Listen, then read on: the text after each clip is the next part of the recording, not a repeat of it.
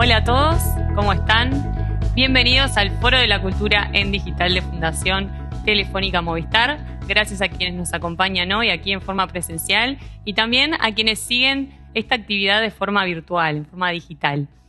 El Foro de la Cultura en Digital es un evento global de la Fundación Telefónica Movistar en el que participan todos los países en el que está presente la Fundación.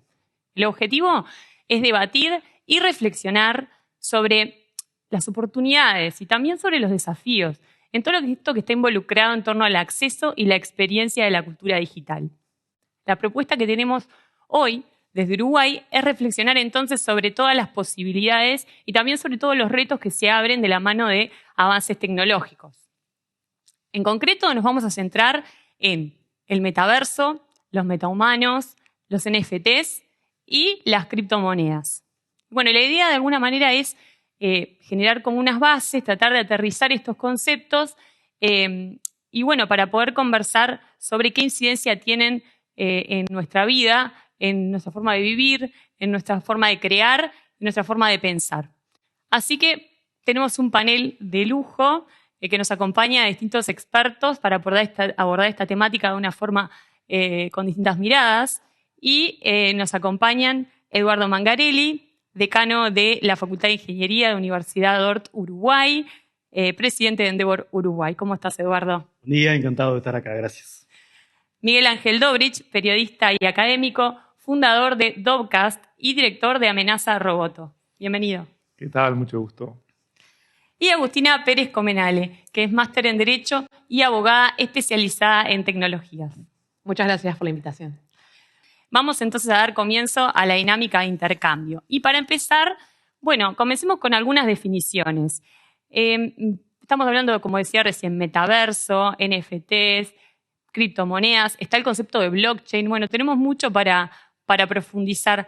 ¿Cuáles son, Eduardo, los conceptos de base que vos entendés que tenemos que manejar bien para entablar esta conversación? Bien, qué bueno que arranquemos por ahí porque efectivamente creo que varias de las cosas que vamos a hablar requieren ciertos conocimientos que es importante para construir sobre eso. Creo que el primero del cual tenemos que hablar es de blockchain. Blockchain propiamente es una tecnología de almacenamiento de datos que lo que permite es almacenar datos por parte de varias organizaciones o varias entidades donde ninguno es dueño de los datos, todos guardan una copia y los datos, cualquiera puede ingresar datos y los datos no se pueden modificar. Esa es una definición básica de blockchain. Sobre eso, y conectado también con los temas que vamos a hablar, está el concepto de las criptomonedas. El concepto de la criptomoneda es una moneda digital que reside y vive, llamémosle, adentro de un blockchain. Pero hay una primera distinción aquí importante para hacer, y por esto lo digo de esta forma, que es no necesariamente la implementación de blockchain implica la utilización de una criptomoneda, sino que simplemente las criptomonedas residen y se construyen sobre un blockchain. Dos de las más populares para ponerle nombre a esto que estamos diciendo es como el caso de Ethereum o el caso de Bitcoin como plataformas de blockchain con criptomonedas. El tercer concepto que creo que para redondear esta parte de conceptos fundamentales a entender es el concepto de NFT. El concepto de NFT de lo que habla hace referencia a algo que técnicamente se le llama un token, y para decirlo en términos muy sencillos en lo que estamos aquí el token viene a ser como si fuera una moneda, pero que es única. Es decir, si nosotros tenemos monedas de 10 pesos, todas las monedas de 10 pesos son iguales. Pero imaginemos que ahora que cada moneda se marca de una forma determinada, cosa que esa moneda pasa a ser única. Un NFT es una moneda que es única, que vive adentro de un blockchain y que a esa moneda se le asigna una asociación con, por ejemplo, con un activo digital. Ese activo digital puede ser una parte de una canción, ese activo digital puede ser una fotografía, ese activo digital puede ser una imagen o un JPG, como hay varios proyectos en ese sentido alrededor del mundo de los NFTs. Entonces, un NFT es una representación digital, técnicamente llamado token, en un blockchain que queda asociado dentro de esa comunidad, dentro de ese blockchain, a, insisto, un activo digital o eventualmente lo podría hacer también a un activo físico. Creo que estos tres grandes conceptos, el de blockchain, el de criptomonedas y el de NFT, es importante tenerlos presentes para el resto de la conversación. Muy buena síntesis, Eduardo. Miguel Ángel, contanos entonces de esto de los metahumanos. ¿Qué tanto de ficción y qué tanto de realidad hay en ellos? Bueno, primero quisiera aclarar que cuando hablemos de metahumanos acá no vamos a hablar de personajes de historietas con superpoderes, que es así como los designan en DC, sino que vamos a estar hablando de avatares digitales o sintéticos que son potencialmente, extremadamente verosímiles. Y digamos, esto plantea una cantidad de desafíos que iremos tratando ahora y una cantidad de posibilidades de monetización de un volumen enorme de proyectos. Y está como imperante esta noción del metahumano justamente por el proyecto de Unreal Engine, que se llama MetaHuman Creator, que permite generar personajes extremadamente verosímiles de manera rápida, que antes era algo muy lento. Bueno, así que es un tema que está bien interesante para profundizar. Ya te voy a estar preguntando más. Pero antes le quiero preguntar a Agustina sobre esto que planteaba Eduardo de los tokens, de las criptomonedas. Seguramente hay algunos matices importantes y vos, como abogada, y los tenés bien claros, me gustaría que compartas las nociones clave para no confundir un término con otro. Perfecto. Bueno, primero que nada, las definiciones dadas obviamente son muy claras. La idea no es entrar en mucho detalle técnico, pero sí me interesa que se entiendan algunas diferencias, más que nada porque hoy por hoy, y viendo las noticias, creo que es necesario poder primero entender este tipo de tecnología, pero además de eso, también empezar a diferenciar un tipo de tecnología con otra. Esto significa que, por ejemplo, cuando bien Eduardo estaba explicando, por ejemplo, el tema de las criptomonedas, hoy por hoy, y bueno, han visto los últimos acontecimientos, no es lo mismo una criptomoneda, como nosotros llamamos nativa, que es esta representación de valor dentro de una red de blockchain, a lo que es, por ejemplo, una criptomoneda que tiene un respaldo, por ejemplo, en alguna especie de moneda fiduciaria, pensemos en el dólar, o la que tiene un respaldo, por ejemplo, en un algoritmo, o la que tiene un respaldo en un commodity. Y esto es importante entenderlo más que nada cuando vamos a participar de este ecosistema. Eso es uno de los temas que a mí me interesa mucho, obviamente que queden claros y más allá de, obviamente, la charla que tengamos hoy, porque esto da para muchísimas horas de conversación, que sí el día de mañana, por ejemplo, puedan informarse más si van a estar participando de ese mercado. Y solo para acotar un tema muy chico en lo que tiene que ver con los NFTs o los NFTs, esta tokenización, básicamente llevar esta representación de un derecho, de un valor y que esté inscripta o que esté registrada dentro de la red de bloques, es importante porque me animo a agregar que generó un puente entre lo que es el mundo digital y el mundo tangible, o sea, entre lo intangible y lo tangible. Porque no solamente podemos representar lo que está en el mundo digital, sino que hoy por hoy también podemos representar, por ejemplo, un inmueble, podemos representar una obra de arte que esté en un museo y podemos representar hasta, por ejemplo, como les decía recién, un respaldo de determinados commodities, pensemos en una cantidad de soja. Entonces, eso de poder llevar o de poder reflejar lo tangible en lo intangible fue otro de los temas revolucionarios que trajo justamente todo lo que tiene que ver con la tokenización. Muy interesante. Vamos a adentrarnos ahora en el metaverso en concreto. Me gustaría conversar sobre si esto ya existe el metaverso. ¿En qué fase estamos, Eduardo? ¿Qué posibilidades nos está brindando hoy el metaverso? A ver, si vamos primero una definición abstracta de qué es metaverso. Metaverso podríamos definirlo como un escenario virtual donde suceden elementos y situaciones que representan elementos llamémosle, de la vida real. Eso puede ser un personaje, la representación de una persona, como comentaba Miguel previamente, y la representación eventualmente de una persona, una comunidad que tienen lazos entre sí y al mismo tiempo que tienen ciertos objetos, ciertos elementos, ciertas propiedades. Propiedades, me refiero virtualmente físicas, propiedades virtuales que representan algún tipo de activo físico. Esa es una definición genérica de metaverso. Y acá, y después con Miguel podemos intercambiar respecto a esto, porque tenemos algunas miradas distintas, si lo llevamos a la práctica al día de hoy existen, por ejemplo, en el mundo de los juegos, existen ciertos juegos que dentro del ambiente de juego representa el concepto de metaverso, es decir, donde quien participa de ese juego puede tener un personaje que lo representa a uno mismo, que lo puede caracterizar a ese personaje con rasgos, le puede comprar vestimenta, le puede comprar elementos y esos elementos, por ejemplo, que compra dentro de ese juego, le permiten desempeñarse de cierta forma adentro de ese juego. Ese sería un escenario de metaverso. Otro escenario de metaverso llevado más al ámbito, llamémosle, laboral o empresarial, podría ser el escenario de las reuniones virtuales, no en formato cada uno tiene su cámara y nos estamos viendo a todos, sino reuniones virtuales, por ejemplo, a través de tecnología de realidad virtual, donde lo que vemos son avatares, es decir, objetos digitales que representan a cada una de las personas y que interactúan a partir de eso. Y hay algunas empresas que están trabajando en este sentido. Pero en estos ejemplos que estoy compartiendo ahora, son claramente, llamémosle, metaversos limitados, porque son metaversos restringidos a un contexto determinado, al contexto del juego, ejemplo que puse primero, o al contexto de una reunión virtual o de las reuniones virtuales, como el segundo ejemplo que comentaba. Podemos ir hacia una visión de un metaverso más amplio entre múltiples escenarios, y ahí Miguel o Agustina, si quieren complementar un poquito. Yo enseguida y me pongo los guantes de box y comienzo el show. El metaverso... Te ayudé. Sí, muchas gracias, sí, lo aprecio, sos un caballero. El metaverso aún no existe. Estoy de acuerdo con Edu que tenemos escenarios que serían como proto-metaversos, ¿no? Ecosistemas digitales en donde ya se puede ver hacia dónde se tendría la chance de ir. Pero es fundamental no pensar en que el metaverso o cualquier solución tecnológica hay que asumir que no es un escenario inminente. Está en nosotros cómo generamos estos espacios digitales que son comunes.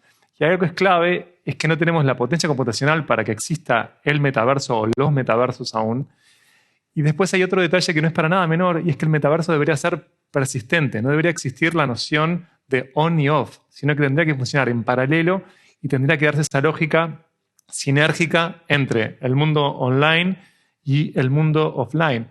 El metaverso podría llegar a ser una nueva etapa de plataformización cultural, pero hasta ahora el metaverso no existe. Estamos ante experimentos vinculados y sumamente acotados, como afirmaba Edu, a la industria de los videojuegos y la industria laboral. Pero quiero decirles, damas y caballeros, que estén tranquilos, el metaverso no existe aún. Bueno, pero, Agustina, me gustaría ver tu visión. Me encantaría porque... poder formar parte de esta pelea. Me encanta. Discusión. No, a ver, de manera muy pacífica, por favor. No, primero lo que me parece importante es más que nada un tema de entender qué es el metaverso. Me parece que tenemos que empezar por ahí. Porque hay como una... Ahí estoy con un tema con el micrófono. Hay como una especie de, en realidad, de error de concepto a veces en pensar que todo es metaverso, por un lado. Pero también no estoy tampoco por decir algo, en tu posición de decir, bueno, nada es metaverso o el metaverso no existe. Creo que hay que encontrar justamente una especie de punto medio. A mi entender, y esto obviamente recalco que es una opinión personal, creo que el metaverso es la sinergia de distintas tecnologías. Y esto implicaría, por ejemplo, lo que es la tecnología blockchain, que era lo que estuvo mencionando justamente Eduardo recién, lo que es la inteligencia artificial y lo que es también la vinculación con realidad aumentada y realidad virtual, y que impacta directamente en lo que es la experiencia del usuario, facilitando y generando otro nuevo marco justamente que puede experimentar el usuario para ya sea conexión con otros o de determinados desarrollos criptoeconómicos. ¿Y por qué subrayo esto? Más allá de que estoy muy vinculada con el tema de criptomonedas, si no puedo evitarlo, es muy distinto, por ejemplo, como recién decía Eduardo, lo que es una ciudad virtual. O sea, el día de mañana nosotros vemos que hay muchas plataformas que justamente tienen una base, algunas son descentralizadas, otras no son centralizadas, algunas utilizan blockchain, pero no son descentralizadas, entonces hay que tener bien en cuenta en qué marco estamos operando. Pero, por ejemplo, yo puedo ingresar en esa ciudad y la diferencia con lo que había antes es que todo lo que yo adquiero efectivamente es mío, o sea, pasa a ser de mi propiedad. Y eso fue en gran parte la revolución de la famosa Web3 que todo el mundo escucha. Pero eso, por ejemplo, vendría a ser como una experiencia del usuario, bueno, en esta ciudad virtual. Y por otro lado estaba lo de las reuniones, que Eduardo también mencionaba, que es el día de mañana mejorar la experiencia de, por ejemplo, yo me voy a conectar y puedo ver a las personas en realidad aumentada, imaginemos. Pero creo que ahí la pregunta más grande es justamente qué pasa, o sea, o qué diferencia tiene, por ejemplo, con un simulador. Yo el día de mañana voy a un parque de diversiones, ingreso, por ejemplo, y tengo, no sé, aire, viento, puedo llegar a ver en 3D, 4D o lo que fuere. Y esa creo que es como la gran tema que hay que en realidad focalizarnos en cuándo se podría considerar metaverso y cuándo no. Y eso es uno de los temas que capaz que es bueno justamente poder ingresar o capaz que discutir. Estamos de acuerdo en que sin espacio común digital amplio no hay metaverso. Más allá de la convergencia tecnológica, sin que exista ese territorio potencialmente ilimitado, no deberíamos hablar de metaverso. Si querés ganar la discusión, el punto es tuyo, podemos pasar al siguiente.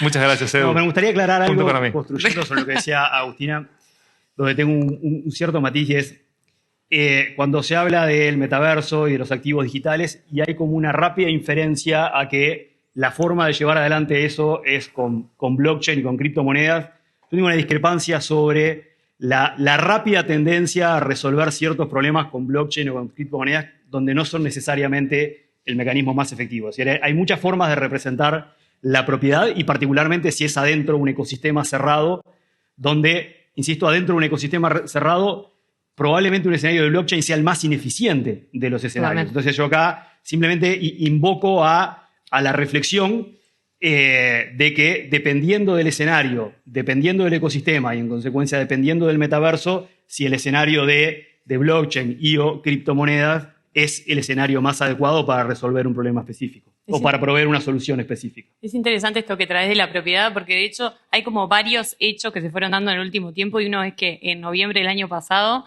un inversor compró un terreno virtual de 566 metros cuadrados en una cifra equivalente a como $2,5 millones en el metaverso. Son esas noticias que nos empiezan a decir, bueno, ¿qué está pasando?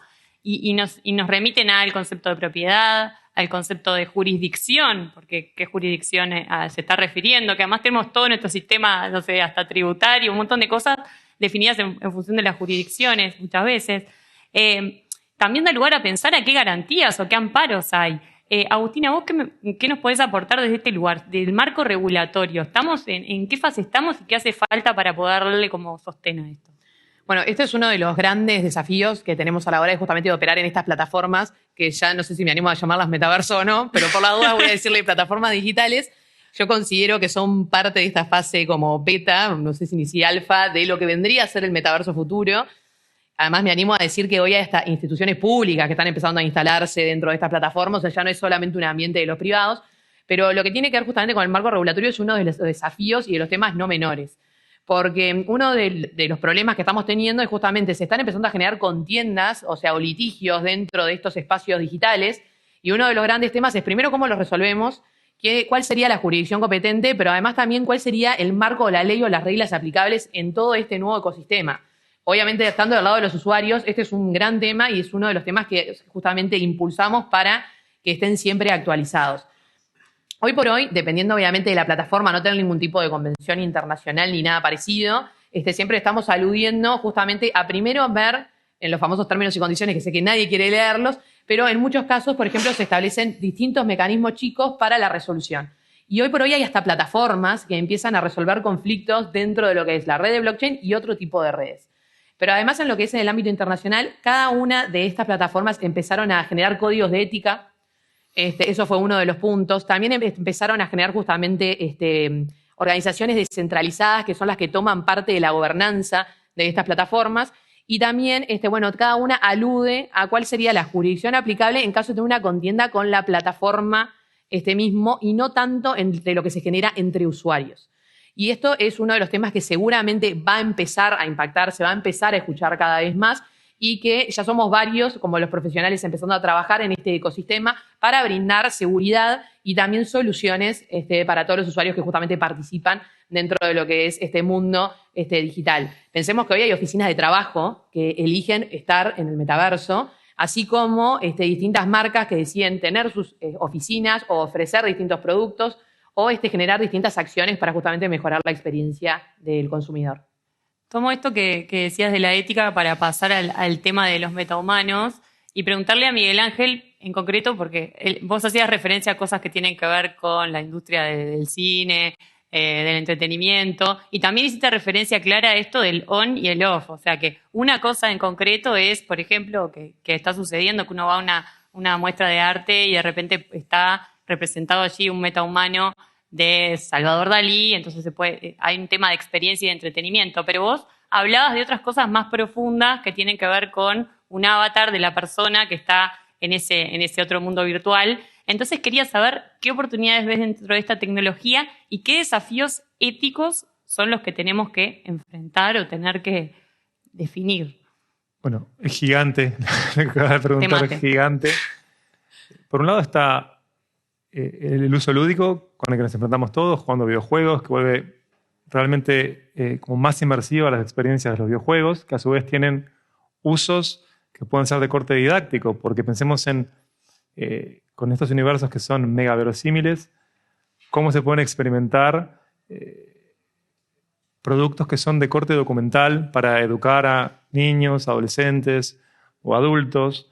Ahí no habría para mí ninguna clase de conflicto ético, porque es claro que se está o en el terreno de la ficción o en el contexto didáctico estudiantil. Después, ya hay una cantidad de empresas que monetizan a influencers sintéticos. Hay cantantes pop que a su vez son modelos. Hay una agencia de modelos que tiene desde damas de todas las etnias hasta damas que son extraterrestres, que es una agencia gigante que está en Sudáfrica. Y ahí, digamos, lo que se tiene son como agentes comercializables que no envejecen, lo cual tiene una ventaja para la industria, pero también te enfrenta a modelos inalcanzables de belleza impalpable. Y después, en el terreno de la publicidad, me parece que no hay ningún conflicto ético que se utilicen a personajes que no son reales, porque la publicidad siempre ha mentido y continuará mintiendo. Esto no lo digo peyorativamente, sino que está dentro de un marco que maquilla la realidad de la publicidad. Que se utilicen personajes que han fallecido, creo que tampoco tendría necesariamente un conflicto si saben todas las partes que falleció y si tienen a sus herederos a favor de ese proceso. O sea, pienso, por ejemplo, en el caso de Kobe Bryant. ¿Qué conflicto hay? Sabemos todos que Kobe Bryant falleció, es una mega leyenda de la NBA que jugaba en Los Ángeles Lakers. Si está claro que no es real, no hay conflicto. Después lo que sí pasa es que a medida que van mejorando cómo se generan estos modelos, que son extremadamente realistas, es que se van a profundizar los problemas que ya tenemos hoy, que es establecer cuál es la fuente legítima de lo que se ve o no, porque sería como una nueva etapa de deepfakes, que esos deepfakes pueden tener usos negativos políticos, se puede explotar sexualmente a personas sin su consentimiento con deepfakes, también mega verosímiles. Y nuevamente estamos con problemas en los que el desarrollo tecnológico, digamos, la ley va detrás de los desarrollos. No sé si coincidirás conmigo, pero ese es un problema siempre, ¿no? Porque van teniendo saltos que parecen exponenciales. Por lo tanto, nos vamos a enfrentar a una cantidad de problemas que son éticos, morales y legales que tendremos que ir atendiendo y resolviendo colectivamente. Agustina, profundiza si podés en eso de las protecciones, los derechos, o sea, los datos personales. Hay como muchas cosas en juego desde el punto de vista de Sí, los primero derechos. tomo la oportunidad para justamente un tema que veníamos hablando, que hoy por hoy hay que apostar mucho a los equipos multidisciplinarios. O sea, ya pensar que obviamente cada profesión corre o hace un trayecto de manera independiente es como fuera de la realidad, por decirlo de alguna manera.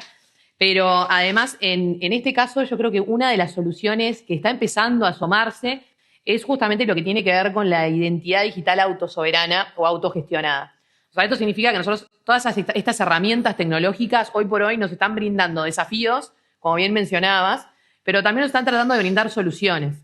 Y dentro de estas soluciones, una de ellas es justamente, piensen el día de mañana, ustedes poder gestionar la utilización de sus datos personales o de su imagen. O sea, poder autorizar cada vez que esa va a ser utilizada, poder tener una trazabilidad de sus usos y además justamente evadir todo lo que tiene que ver o está relacionado con la piratería o el mal uso de determinados datos.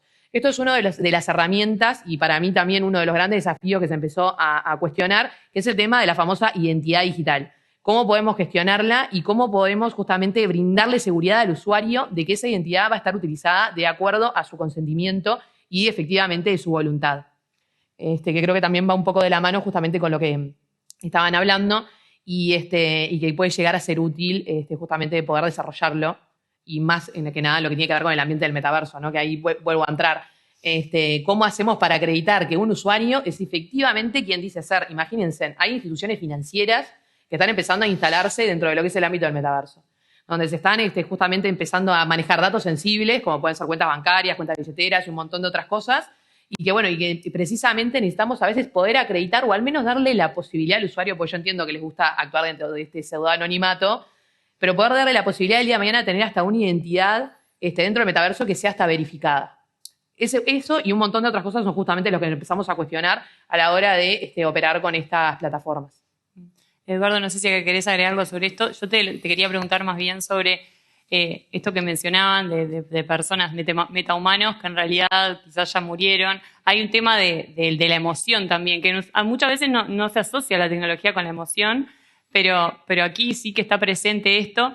Entonces quería saber del punto de vista técnico si hay límites para poder desarrollar metahumanos que interactúen desde la emoción.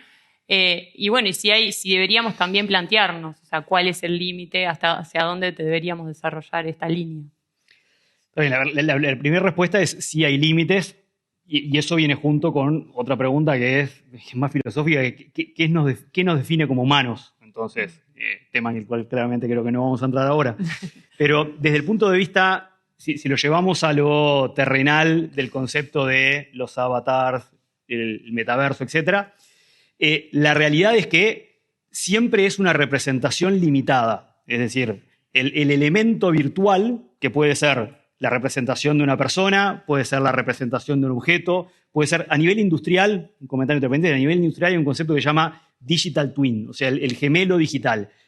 ¿Para qué se utiliza a nivel digital? Para, por ejemplo, en una fábrica, tener digitalizada la fábrica de forma de que todo lo que sucede en la fábrica, a partir de sensores, pueda ser monitoreado a través de un casco de realidad virtual o a través de una tableta, y eso es lo que permite que el área de control de una fábrica se pasa a parecer mucho más a una torre de control de un aeropuerto, digamos, donde en forma digital. ¿Eso gracias a qué? Al concepto de digital twins, de tener una representación digital de todos los elementos físicos, por llevarlo a un ejemplo concreto. Volviendo a la pregunta donde estábamos, decíamos, todas esas representaciones, vamos a la representación de una persona en el mundo digital, siempre va a ser una simplificación parcial de la realidad, donde esa representación parcial puede ser lo que la persona elige poner en ese personaje, que puede tener que ver con su apariencia, con su vestimenta y con sus acciones, o llevado a otro escenario, que es, por ejemplo, la representación digital de alguien que ya haya fallecido, es quienes crearon esa construcción, cuál es la abstracción de la persona que materializaron en esa representación, en ese avatar. Entonces, yendo a la primera parte de la pregunta es, sí, por supuesto que hay limitaciones porque somos mucho más complejos que una representación, si bien hoy, de múltiples formas, hoy podemos ya sea digitalizar ciertos recuerdos o podemos digitalizar ciertas emociones, pero una cosa es una mirada muy parcial, una mirada o una digitalización muy parcial de, insisto, lo complejo que somos como seres humanos. Bien, pasemos ahora un poquito al tema de criptoarte, en el que ya estamos viendo que hay obras que se venden a decenas de millones de dólares. Se está poniendo interesante la cosa. Quisiera saber, Agustina, si es una moda o es algo que llegó para quedarse. Si es algo que solamente lo podemos acotar a un público de grandes ingresos, un público como muy sofisticado, o es algo que también se puede ver como con elementos democratizadores. Sí, es que acá uno de los temas de discusiones justamente es una burbuja. Siempre, lisa y llanamente, es una de las grandes preguntas que se hace. A mí, acá voy a hacer como una acotación más genérica y capaz que una más personal. A mí personalmente me gustan más los proyectos que tienen una finalidad, más allá de una mera representación. Sin embargo, tengo claro de que, por ejemplo, no soy ajena a que obviamente todos estos NFTs, todo este criptoarte tiene un valor muy grande, pero hay que también estar atentos a cómo se llegó a ese valor. O sea, muchas veces es simplemente porque hemos visto grandes artistas que la verdad que tuvieron un ingenio para poder hacer determinadas representaciones y que sin duda manejan este tipo de... O sea, el valor que tienen en cierta medida está justificado. Sin embargo, hay en otras ocasiones que, por ejemplo, en realidad son usuarios que básicamente lo que hacen es mover un activo entre una billetera y otra para aumentar su valor. Entonces ahí creo que hay que ser bien claros específicamente en qué tipo de NFT estamos tratando, o sea, de arte, y tratar de no encapsular todo dentro de la misma bolsa, por decirlo de alguna manera. Sin lugar a dudas, creo que es una tendencia. Eso me parece que es indiscutible. Y creo que nosotros, justamente los seres humanos, tenemos que tomar todas estas herramientas o toda esta tecnología de una manera o con finalidades que sean constructivas. O sea, a esto me refiero es, por ejemplo, cuando hablamos de metaverso o de metahumanos, no es el día de mañana todos enchufarnos una máquina y efectivamente dejar de vivir. No, es empezar a cuestionarnos, por ejemplo, cómo podemos evolucionar la identidad digital. Hoy nosotros, por ejemplo, hablando específicamente de Uruguay, hablamos de identidad digital como una firma electrónica. Estamos a un paso, por ejemplo, de poder empezar a hablar de una identidad digital más avanzada. Y creo que para eso tenemos que utilizar estas herramientas. Lo mismo con el arte. Por ejemplo, tenemos NFTs, tenemos representaciones de arte. Sí, tenemos que entender que puede haber mucho fraude y que puede haber mucha maniobra fraudulenta, para la redundancia, pero sin embargo tenemos que tomar la forma de poder tomar esta tecnología y utilizarla de una manera justamente que sea constructiva. Entonces, a lo que ahí me refiero es que no todos los proyectos son iguales, no todos los NFTs, no todos los criptoartes son iguales, y hay que entender, obviamente, en el momento que nosotros ingresamos en ese mercado, qué rol está jugando en el proyecto que estamos apostando o interviniendo. Miguel Ángel, ¿vos qué Sí, quise hacer una precisión que me parece importante, y es que cuando hablamos de criptoarte no estamos hablando de las posibilidades de herramientas que enriquezcan la creación artística, sino que estamos hablando de estrategias de monetización. Digamos, para hacer arte digital uno no precisa mintear, o sea, volver un NFT nada. De hecho, cuando hablamos de criptoarte estamos hablando justamente, corregime si me equivoco, de estos mecanismos que son de certificación digital. Pero el arte digital no tiene por qué ser cripto. De hecho, uno puede tener el NFT de una obra sin tener la propiedad intelectual de esa obra. Puede ser una obra, estamos pensando en casos complejos que se han dado, ¿no? Que alguien lo que haga es volver NFT lo que vos creaste, monetizar eso. Así que hay una cantidad de desafíos ahí, pero me parece mega importante subrayar que es una taxonomía que no tiene vínculo alguno con las posibilidades de creación digital, sino con las posibilidades de monetizar, lo cual puede ser increíblemente positivo para una cantidad de artistas que no precisan de círculos legitimadores clásicos, y que después, poniéndome en el lado como opuesto, no me parece problemático que necesariamente sea una burbuja, porque las burbujas han existido siempre en el arte, pero sí que no se precisa abrazar de cripto para hacer arte digital.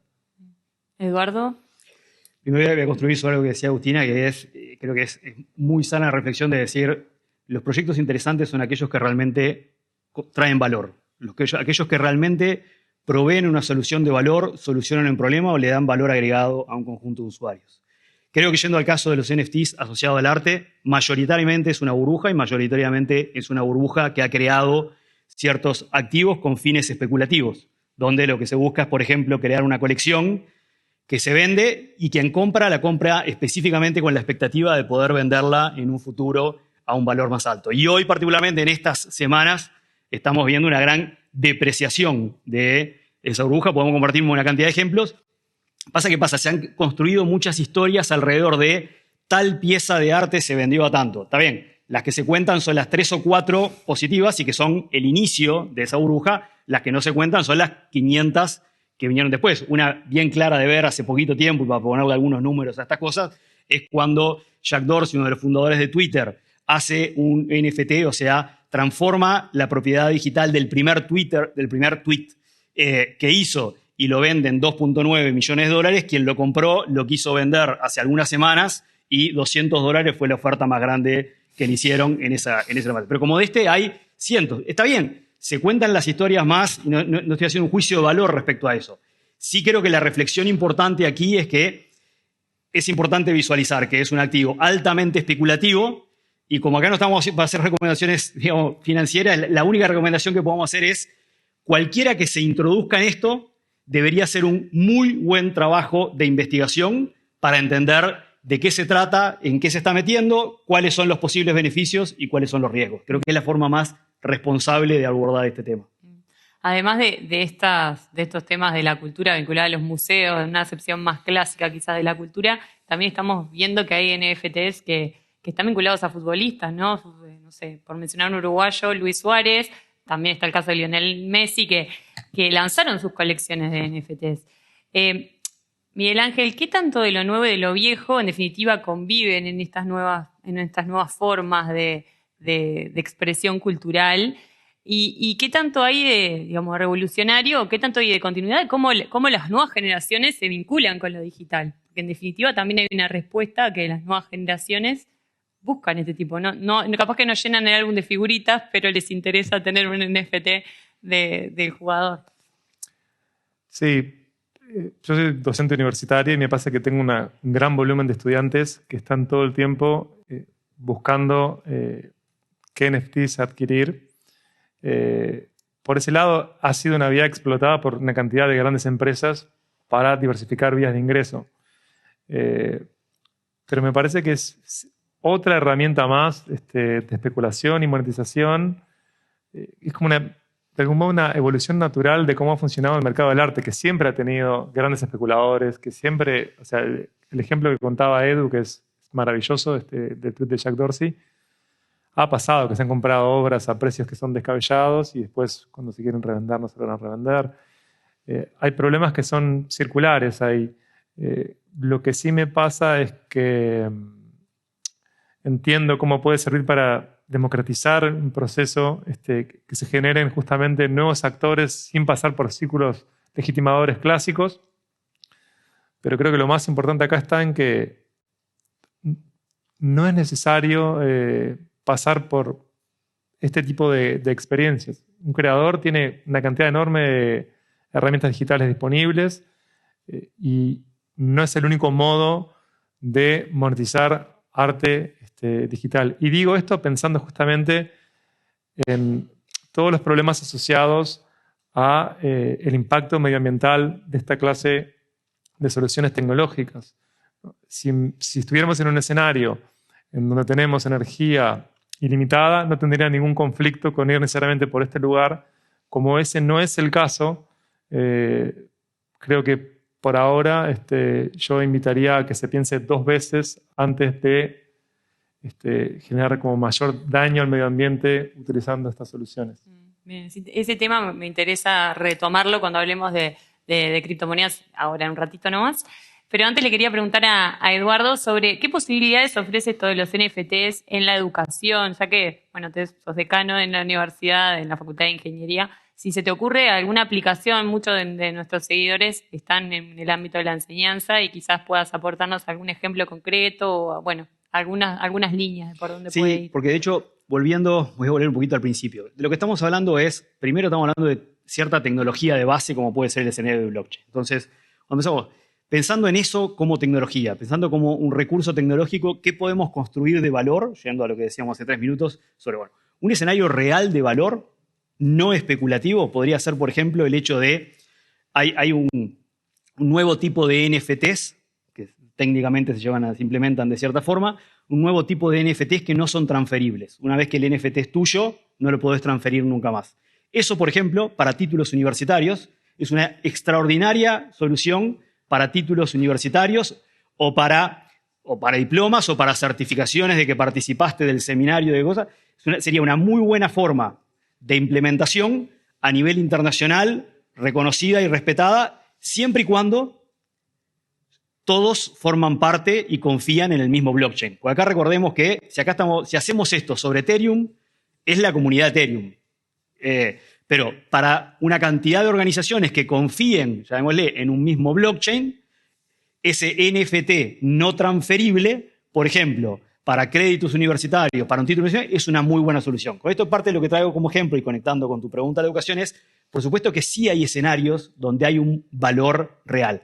Después hay otra parte, que la podemos dejar para unos minutos, que es qué tan accesible, en términos, qué barreras de entrada puede tener por qué costos puede tener, pero lo dejamos un poquito para el tema de criptomonedas. Bien.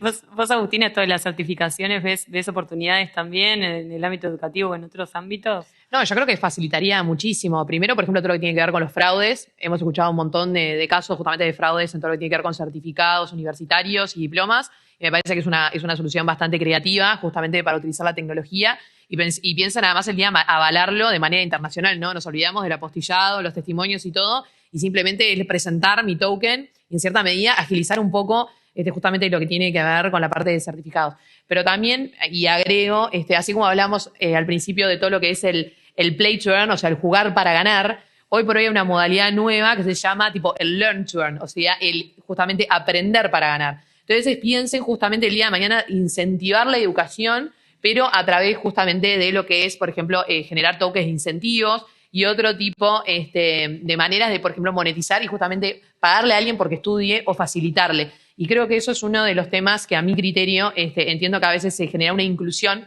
bastante grande justamente con la digitalización en poner un poco a todos a la par. Bien interesante para los desafíos que tenemos en materia educativa en tantos países, en Uruguay, en otros tantos. Así que buenísimo, tomo eso. No sé si vos, Miguel Ángel, querés aportar algo sobre esto o pasamos sino al tema criptomonedas. Avancemos. Además que me dejaste picando la de sustentabilidad ahí, así que tengo para preguntar. Ese es un tema. Bien, pasemos entonces a esto que vos planteabas de la monetización, descentralizada del mundo virtual, de las criptomonedas. Agustina, empecemos por vos, así lo dejamos en suspenso. Estamos avanzando hacia la popularización de las criptomonedas y de los tokens. ¿Pronto los vamos a utilizar en el día a día o bueno, todavía falta, digamos, vos que conocés más bien el marco, más allá que se ha avanzado mucho? ¿En qué lugar estamos? ¿En qué página estamos? Sí, primero lo que les puedo asegurar es que todas las semanas tenemos novedades en lo que es el marco regulatorio en las distintas países, jurisdicciones, tanto en lo que es a nivel región, Latinoamérica, y ni que hablar de lo que es a nivel mundial. Antes se pensaba que solamente esto estaba regulado, no sé, en Europa, en Asia, o por ejemplo en Estados Unidos, y hoy por hoy la mayoría de los países ya tienen algún movimiento en lo que tiene que ver justamente con la parte de activos virtuales y dentro de activos virtuales la categoría criptomonedas. Sin ir más lejos, por ejemplo, al menos en lo que es en el caso de Uruguay, el Banco Central hace poco se emitió, justamente largó un nuevo comunicado de un anteproyecto de ley que regula, que intenta primero establecer como un marco regulatorio específico de cuándo tiene que operar el Banco Central. Pero además de eso también, uno de los temas que podemos decir que hicimos un avance es de que lo que son las criptomonedas estables con moneda fiduciaria, o sea, esto significa paridad, por ejemplo, con el dólar y que tiene una efectiva reserva de valor, pasan a considerarse dentro de lo que es dinero electrónico, o sea, no necesitan una regulación específica. Esto es un avance porque piensen ustedes el día de mañana poder utilizar este tipo de criptomonedas para, por ejemplo, comprarse una casa o para comprarse un auto y que puedan entrar dentro de lo que es el negocio de compraventa. Que esto fue uno de los temas que venimos discutiendo hace unos años y que hoy es una realidad en nuestro país. Pero más allá de eso, o sea, siguiendo más adelante lo que es a nivel región, le podría decir que en todos lados se está empezando a considerar todo lo que es el ingreso y egreso, o sea, lo que nosotros llamamos tipo el cash in y cash out de la parte de lo que son justamente criptomonedas, así como empezar a cuestionarnos, por ejemplo, ¿tributan? ¿Tengo que hacer algún tipo de declaración? ¿Qué sucede con el tema del lavado de activos? Entre otras cosas que ya cada uno de todos estos países está empezando a tomar cartas sobre el asunto y empezando justamente a tener una postura clara en cómo deben operar estos usuarios, y no solamente los usuarios, sino también las empresas. Eduardo, ¿y qué distintos desarrollos estás viendo en Uruguay o en la región donde se usen tokens o criptomonedas para cambiar las formas en las que consumimos bienes y servicios o en la que cambien la forma en la que se trabajan distintos sectores de actividad?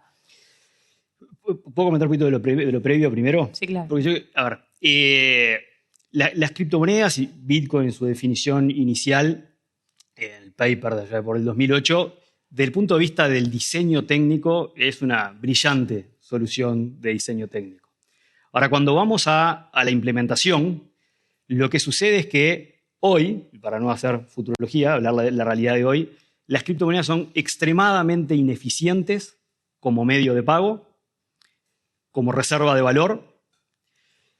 De hecho, las fluctuaciones que han tenido, si miramos los últimos 2 años, los últimos años, distintas empresas han dicho, a partir de ahora pasamos a aceptar pagos en bitcoins.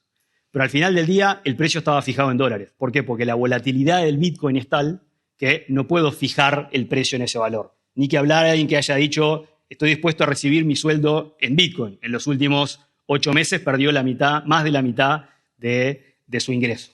Entonces, hoy, tanto el nivel de volatilidad. Una moneda tiene como características o es lo que se llama un store of value, o sea, una forma de almacenar valor, o es un activo de intercambio. Hoy, como activo de intercambio, no tiene prácticamente valor, insisto, porque no hay quien reciba Bitcoin como forma de pago en forma masiva. Está bien, si nosotros dos vamos a hacer una transacción nos podemos poner de acuerdo, pero no como forma masiva. Segundo, como almacenamiento de valor también está seriamente cuestionado. El otro punto de desafío es que, ya insisto, estoy hablando al día de hoy para no hacer futurología, pero la realidad al día de hoy en una plataforma como Ethereum, particularmente, que es la plataforma de contratos inteligentes más importante, la más grande, que lo que permite es hacer aplicaciones, como el caso de los NFTs, etc.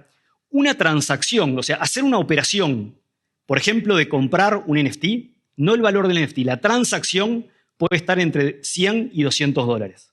El costo de la transacción, imaginemos que cuando nosotros vamos a pagar algo con una tarjeta X, la transacción cuesta eso, independiente del valor de lo que estemos comprando. Entonces, hoy vuelvo al punto de que desde el punto de vista técnico, es altamente ineficiente, salvo para ciertos escenarios específicos. Si volvemos al escenario de los títulos, por poner un ejemplo, está bien. Si en el momento que te recibís hay una transacción de 100 dólares para que eso quede registrado, probablemente no es un problema. Ahora, si es algo que estás intercambiando todos los días, tiene un impacto importante. Entonces, creo que desde el punto de vista de las criptomonedas es importante la mirada, y vuelvo al punto de citar a la responsabilidad de quien va a introducirse en este mundo de informarse, entender los posibles beneficios y los posibles riesgos. ¿Me has preguntado algo? Sí, ¿algún ejemplo de que transforme la forma que consumimos bienes y servicios o distintas actividades, de sectores de actividad? ¿Se te ocurre alguno como de la región bien local, Uruguay o Argentina? La realidad es que hay pero muy pocos por estas mismas restricciones que comentaba recién.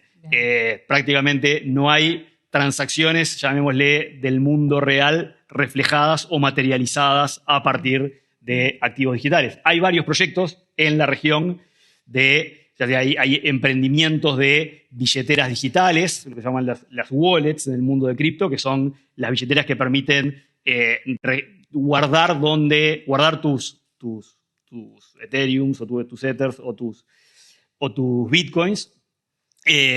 Pero más allá de eso, es un mercado de poco desarrollo, desde mi perspectiva, en buena medida por los elementos que citaba previamente. Sí, hay varios proyectos de NFTs, de colecciones, de NFTs.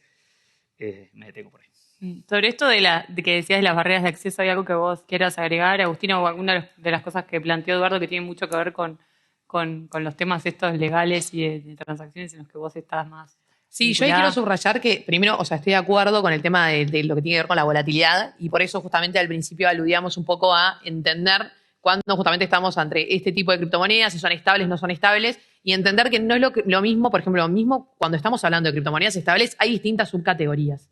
Y esto es importante subrayarlo porque no es lo mismo estar operando, por ejemplo, con un Bitcoin que estar operando, por ejemplo, con BUSD, USDT. Entonces, tenemos que entender bien justamente si tienen efectivamente esa reserva de valor o no y dónde la tienen. Pero más allá de eso, yo les puedo decir, y además por experiencia propia, por decirle algo, que hoy por hoy, por ejemplo, en Uruguay se han hecho transacciones de inmuebles con criptomonedas. O sea, que hay transacciones que suceden.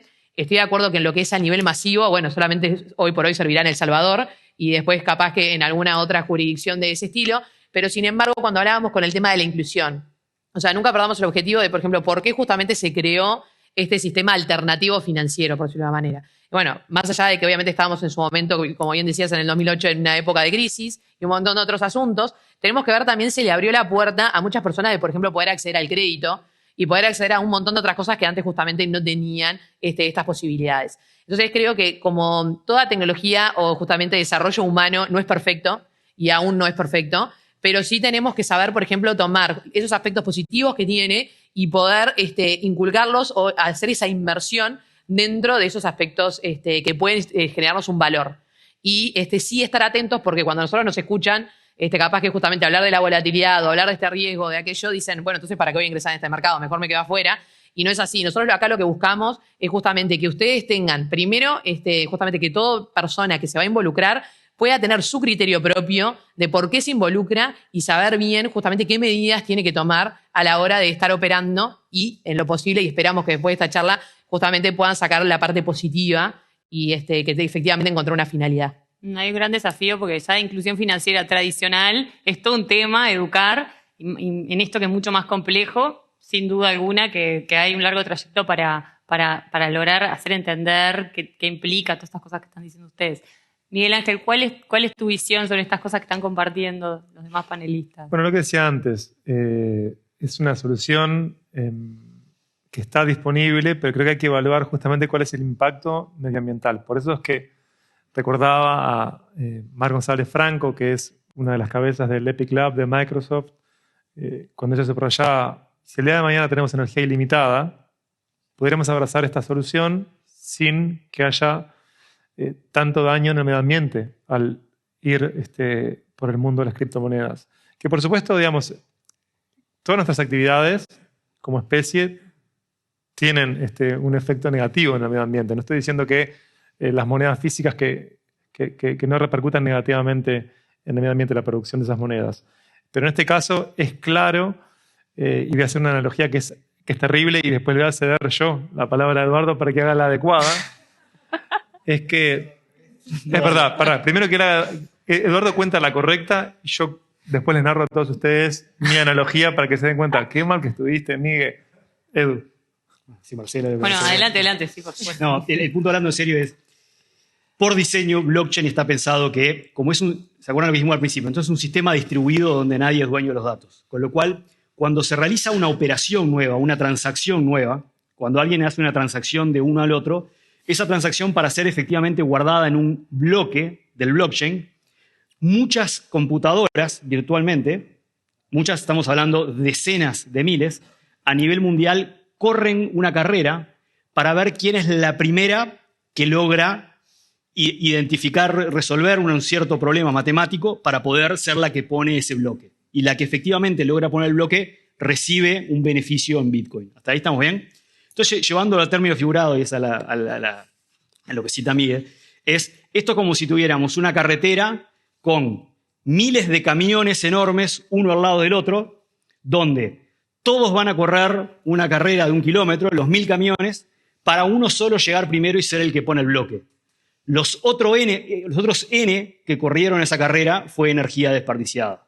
Ese es el desafío de eficiencia energética o de no eficiencia energética que tiene, para figurárselo con los camiones corriendo esa carrera de 1000 metros, N camiones, decenas de miles de camiones, para que uno solo sea que efectivamente coloca el bloque.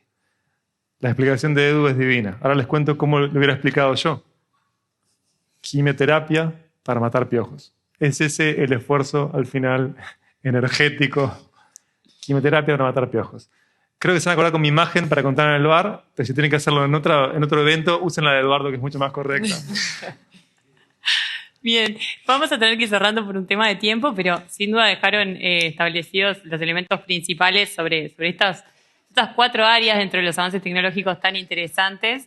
No sé si alguno quiere dejar como alguna palabra, algún concepto, pero bien cortito, como mensaje, pero creo que nos han inspirado sobre la flexibilidad, sobre la creatividad, la responsabilidad y los desafíos que tenemos por delante.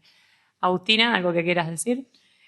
Bueno, primero que nada es eso, apuntar en que obviamente este desarrollo tecnológico, como les decía, es armado por seres humanos, o sea que este desarrollo aún no es perfecto, pero bueno, justamente todos estamos trabajando en fin de siempre estar brindando soluciones, y me parece que 2 puntos importantes son, por un lado, generar más instancias como la que están generando ustedes hoy y justamente poder brindar esta información a todos los usuarios para que puedan participar de manera positiva y traer también su aporte para justamente seguir mejorando esto. Por ejemplo, recién hablaban del tema sustentable. Bueno, hay muchas redes que están intentando ser carbono neutras o hasta carbono negativas. Se está empezando a tracear todo lo que son justamente los certificados de carbono, entre otras cosas que, bueno, creo que hay una voluntad justamente de seguir creciendo y tomar la tecnología por sus aspectos positivos y finalidades como corresponden. Miguel Ángel. 2 cosas muy breves. Primero quería agradecer la oportunidad de tener este diálogo con todos ustedes, porque me parece importante que tengamos la chance de empezar a discutir y pensar espacios digitales comunes saludables en sentido amplio. Y después quiero remarcar algo que ya dije, y es que en las narraciones del desarrollo tecnológico siempre parecía que es como inevitable el camino hacia donde se va o se tiene que ir, y eso no es así. Nosotros como ciudadanos podemos escoger hacia dónde queremos ir como sociedad. Así que eso me parece que es importante tener presente. Eduardo. Bueno, agradezco también el espacio y qué bueno poder intercambiar aquí, construyendo sobre, estoy de acuerdo con todos los puntos previos. Creo que siempre tenemos que pensar la tecnología desde el punto de vista de cómo mejora nuestra calidad de vida, cómo trae algo nuevo, cómo soluciona un cierto problema de las personas, de la humanidad, etc. Con lo cual creo que esa es la reflexión. Y la segunda parte es, En este contexto de lo que estamos hablando aquí en particular, nuevamente es un escenario suficientemente complejo como para invocar a la responsabilidad de antes de meterse en este mundo, el entender, el hablar con gente, el tener diferentes perspectivas y evaluar riesgos y beneficios. Encantado de haber estado aquí, gracias. Gracias a todos estos panelistas, muchas gracias porque sin duda nos enriquecieron nuestro bagaje conceptual sobre todo este tema revolucionario que estamos viendo todo el tiempo en la agenda informativa y que sin duda continuará haciéndolo. Así que ahora vamos a tener mucho más información y mucho más presente el debate al momento de formar una opinión. Gracias a quienes nos acompañaron, a todos los que lo hicieron en forma presencial y también en forma virtual, en este foro de la cultura en digital de Fundación Telefónica Movistar. Hasta pronto.